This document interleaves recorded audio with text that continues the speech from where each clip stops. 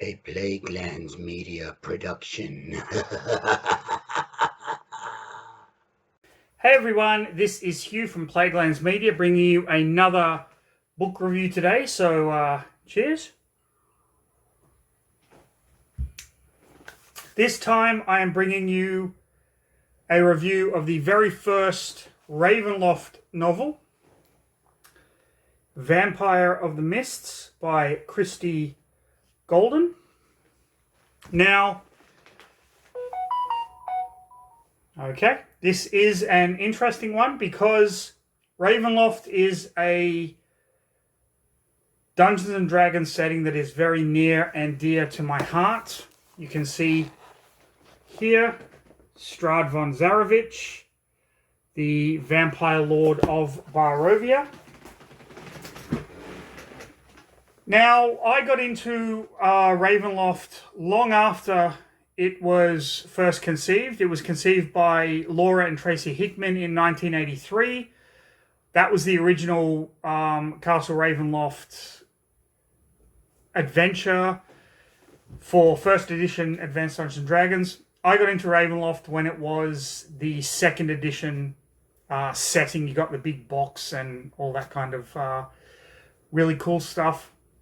And when the novels came out, and there are quite a few Ravenloft novels, I might add, I just thought it was really, really cool. Now, for those of you that don't know what Ravenloft is, Ravenloft started when Strahd von Zarovich made a pact with the Dark Powers. He was in love with his brother's wife, Tatiana. Oh, his brother's fiance, I should say. And the Dark Powers said, if you slay your brother, and we will give you kind of immortality. So he killed his brother, Sergei, and became a vampire. And then he went to Tatiana and she said, you're a fucking psycho. And then she jumped off a cliff. And at this point, his realm of Barovia became the first Ravenloft realm. The Dark Powers kind of dragged him in, and they torture Strahd von Zarovich by every so often reincarnating Tatiana into a new kind of form, and he tries to pursue her, and she spurns him, and it's this endless kind of cycle of torture and torment. There are other realms in Ravenloft, a lot of other realms in Ravenloft. It has been around since first edition, second edition AD&D, third edition 3.5, fourth edition, and of course fifth edition with Curse of Strahd as the campaign and Van Richten's Guide to Ravenloft that you see right there. So Vampire of the Mists is really interesting because Strahd von Zarovich is not the main character in this novel. He has his own novel, Strahd, Memoirs of a Vampire, and the War Against Aslan, who is a Lich Lord of another domain. But in Vampire of the Mists, he kind of plays a secondary role to our main hero, Jandar Sunstar, who is a gold elf from Faerun, the Forgotten Realms, who ends up in Barovia. Now, what I find particularly interesting about this, and this is going to be a bit of a spoiler for those of you out there, is at the end of Vampire of the Mists, Jandar seemingly dies. But in Van Richten's Guide to Ravenloft, there is a whole passage about him as an NPC where they've kind of rewritten his backstory or the history that he had in Vampire of the Mists, where he has a daughter in this who's a half vampire, and there are clones of him running around the dark domains, causing trouble and things like that. Not really sure how I feel about this, because I think the book did a fantastic job of humanizing this elven vampire who is kind of a tortured soul. But you know what? It's in here. And yeah, you can either love it or you can hate it. Doesn't really matter. So, this is going to be a somewhat spoilerish review of Vampire of the Mist. So, if you don't want to know what happens, just know that I thoroughly enjoyed this book. The first time I read it was in high school. And in high school, I didn't like it. I thought it was boring. I thought the whole existential crisis thing that the vampire is going through was just a bunch of crap. I just wanted, like, heroes fighting undead. But I was in high school. My reading tastes have obviously changed. So let's get straight into the next episode of...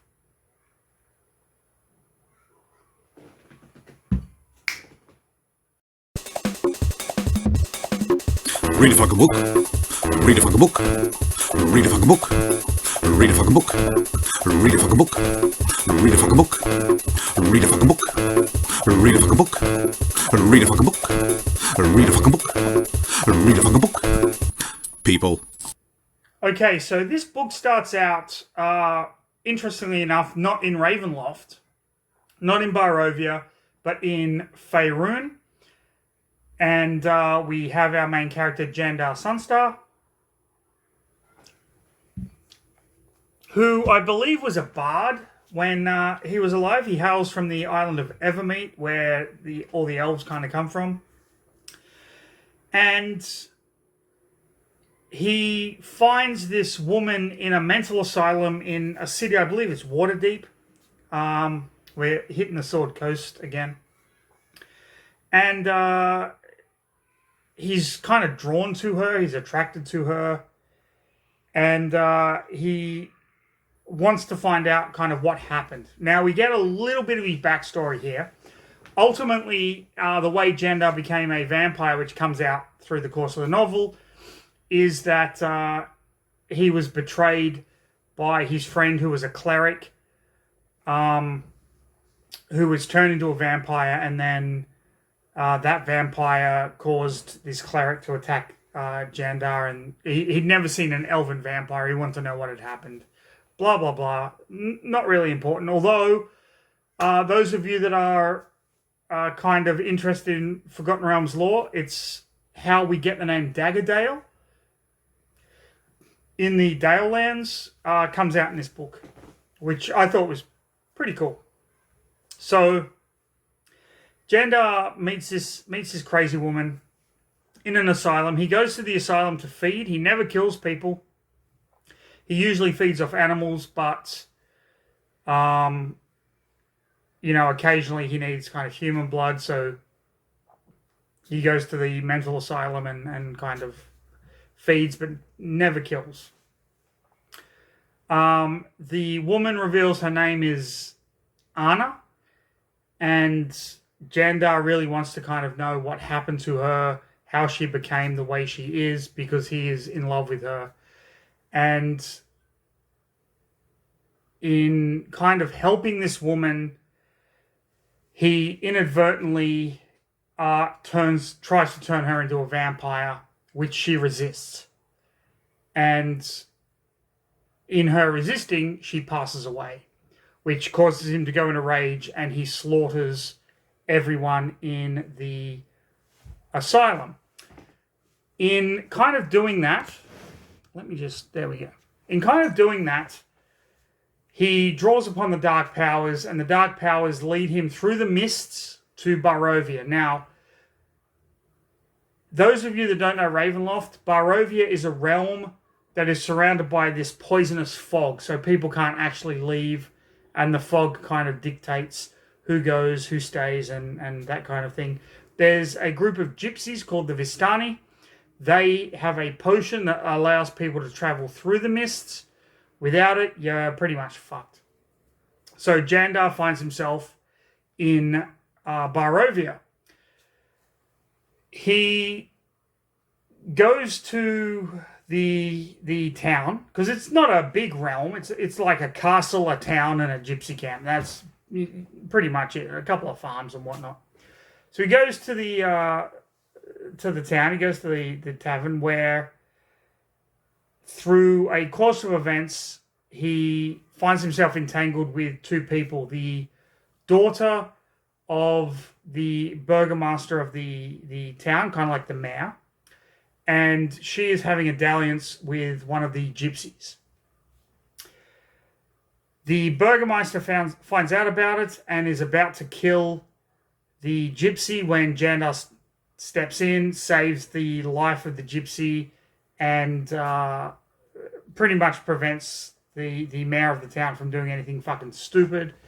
And the gypsy takes him back to his kind of Vistani camp. At the camp,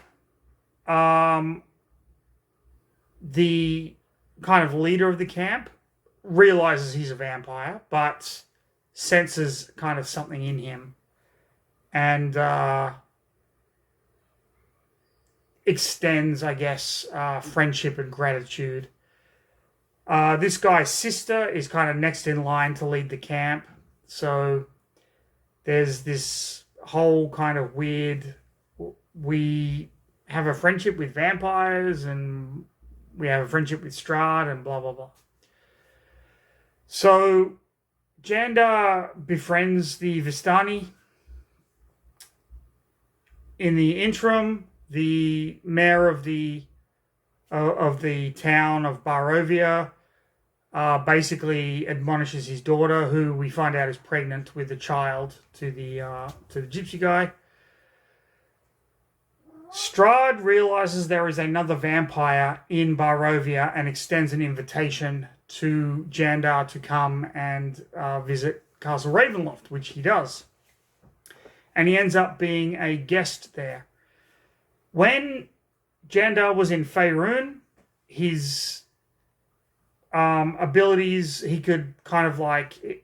It was almost druidic, where he would like cultivate gardens and things like that. But in Ravenloft, his power is exponentially worse, where when he touches a planet, it dies and all this kind of shit. And he and Strahd have this on-again, off-again friendship where Strahd basically is trying to find out as much as he can about Jandar. Jandar doesn't trust magic, and Strahd is a wizard. So we have this kind of really weird relationship. This goes on for years and years and years. Ultimately, the child of the mayor's daughter and the gypsy kind of comes of age, and Strahd ends up slaughtering his family. So he slaughters the mayor of Barovia, everyone associated, his mother, and all of that. And that child becomes a cleric of the Morning Lord, Lathander, who is a god from Faerun that Jandar is intimately familiar with because his surname is Sunstar, so he kind of knows about the Morning Lord. So that becomes a kind of thing. Before she was killed, the cleric, whose name is Sasha, his mother said that Jandar will protect you and you will protect him. So they have this kind of intimate bond. They meet many years later when Sasha and his fiancée Katya kind of cross paths with Jandar. There's a side plot about a thief that is in love with Sasha that kind of goes nowhere. Strahd has taken a consort at this point who is a werewolf, and someone is killing all of Strahd's vampiric slaves. So Strahd is kind of going off and doing stuff. Jandar is just kind of doing his own thing.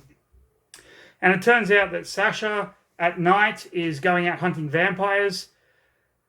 Strahd isn't looking for the vampire killer, but we find out that Tatiana, the fiancée of his brother Sergei, is being resurrected every couple of generations, and Strahd is going out looking for her.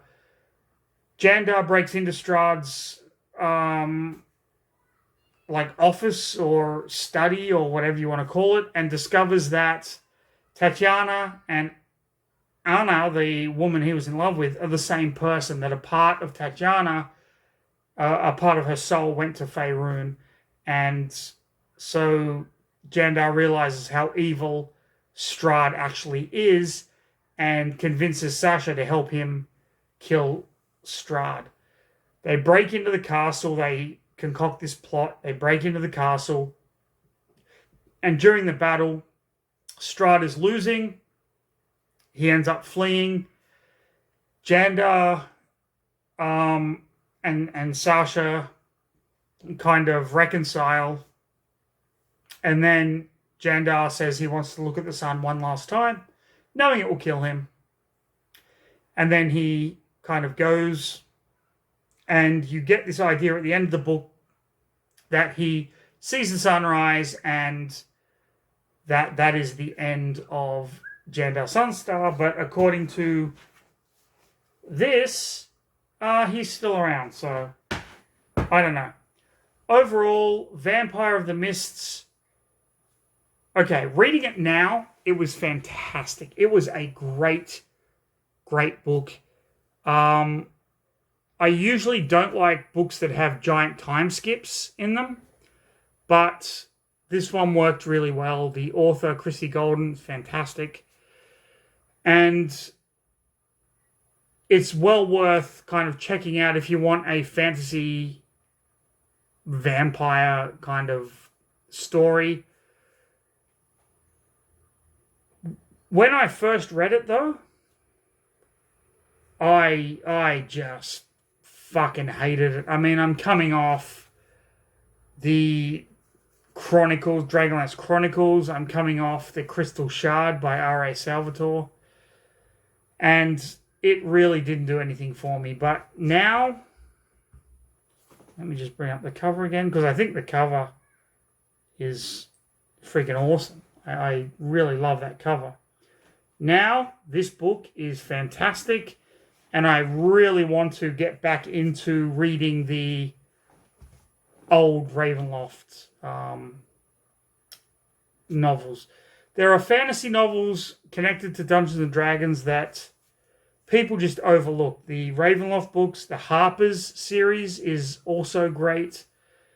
You've got a lot of authors like Douglas Niles that have written these fantastic novels that kind of tied into the key areas of Dungeons and Dragons at the time, but they don't really have that much impact now for people that are into 5th edition. I still think they're worth checking out. So there you go. That is my review of Vampire of the Mists. If you enjoyed the video, like, subscribe, leave a comment down below. Have a fucking drink. We are coming up to Korean Thanksgiving, Chuseok. So thank you everybody who is watching this video. I really appreciate it, and Plaguelands Media really fucking appreciates your support.